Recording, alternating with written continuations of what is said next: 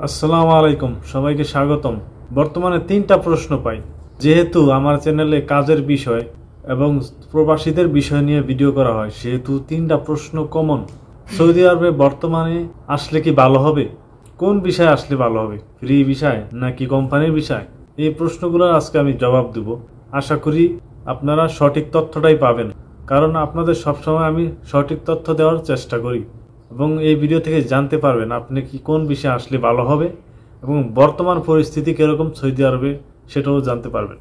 প্রথমে বলে রাখি বর্তমান পরিস্থিতি কীরকম কাজকামের, আর পরে বলবো কোন বিষয়ে আপনি আসবেন, ফ্রি বিষয় নাকি কোম্পানির বিষয়। প্রথমে বলে রাখি, আপনি সৌদি আরবে আসবেন, আপনি অবশ্যই আসবেন। আপনি আসবেন না কেন? প্রতিদিন 4 থেকে 7 হাজার মানুষ আসতেছে সৌদি আরব, প্রতিদিন। বুঝতেই পারছেন, বাংলাদেশের সবচেয়ে বড় শ্রম বাজার হলো সৌদি আরব। সৌদি আরবে বর্তমান 30 লক্ষ প্লাস আমাদের বাংলাদেশের প্রবাসী আছে, এর থেকে বেশিও হতে পারে। এখন কথা হচ্ছে, আপনি আসবেন, আপনার আপনি যার মাধ্যমে আসবেন, যার থেকে ভিসা নেবেন, তিনি অবশ্যই পারফেক্ট হতে হবে। একটা ভালো মানুষের থেকে অবশ্যই ভিসা নেবেন। আপনি যেই বিষয়ে আসেন, আপনার আপনজন লোক দিয়ে আসার চেষ্টা করবেন, আত্মীয় স্বজনের মাধ্যমে। এবং বর্তমানে সৌদি আরবে কাজ আছে, যাদের কাজ নাই তাদের কাজ নাই, যাদের আছে তাদের আছেই। কারণটা হলো একজনের সাথে একজন কানেক্ট, যার আত্মীয় স্বজন আছে কাজ দেওয়ার মতো, তার কাজ আছে, তিনি কাজ করতেছে। আর যার কেউ নাই, পরিস্থিতি খারাপ, তারই সবচেয়ে বেশি। তো আমি মনে করবো এই জন্য আপনি আত্মীয়র মাধ্যমে আসবেন ভিসা নিয়ে।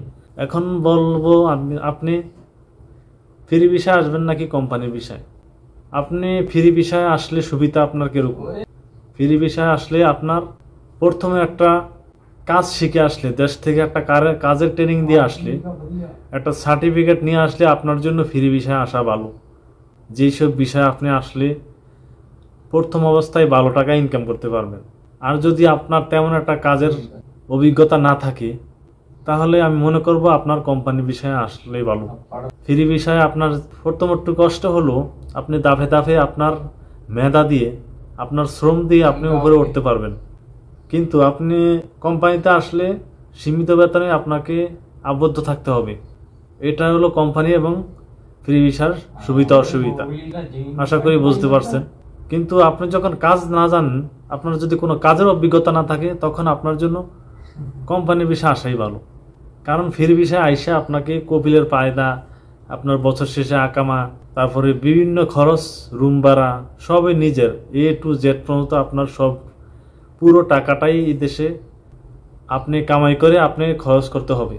অর্থাৎ আপনার কামাই না থাকলে আপনি সমস্যায় পড়ে যাবেন, আর যদি আপনার কামাই থাকে তাহলে সমস্যায় পড়বেন না। এদেশের খরচ অনুযায়ী আপনার কামাই থাকতে হবে, মনে রাখবেন। বর্তমান সময়ে সৌদি আরব আপনি যেখানেই থাকেন না কেন, কাজ আপনাকে শিখতেই হবে, কারণ কাজ ছাড়া উপায় নেই। কাজ যে আপনাকে পারতেই হবে। আপনি কোম্পানিতে আসেন আর ফ্রি ভিসায় আসেন, আপনাকে যে কোনো একটা কাজ শিখে আসতে হবে। তো আমি ফ্রি ভিসার আর কোম্পানি ভিসার পার্থক্যটা বললাম আর কি। তা আপনাকে অবশ্যই সৌদি আরব আসলে একটা কাজের সার্টিফিকেট অবশ্যই নিতে হবে, বুঝতেই পারছেন। এখন বাকিটা আপনার সিদ্ধান্ত। এখন আপনি কোম্পানি বিষয়ে আসবেন নাকি আপনি ফ্রি বিষয়ে আসবেন।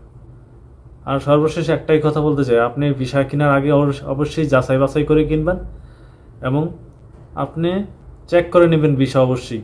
সৌদি আরবের কাজের বিষয়, ফ্রি বিষয়, কোম্পানির বিষয়, কোন কোম্পানিটা ভালো, সব বিষয় থেকে আমি বর্তমানে ভিডিও দিতেছি এই চ্যানেলে।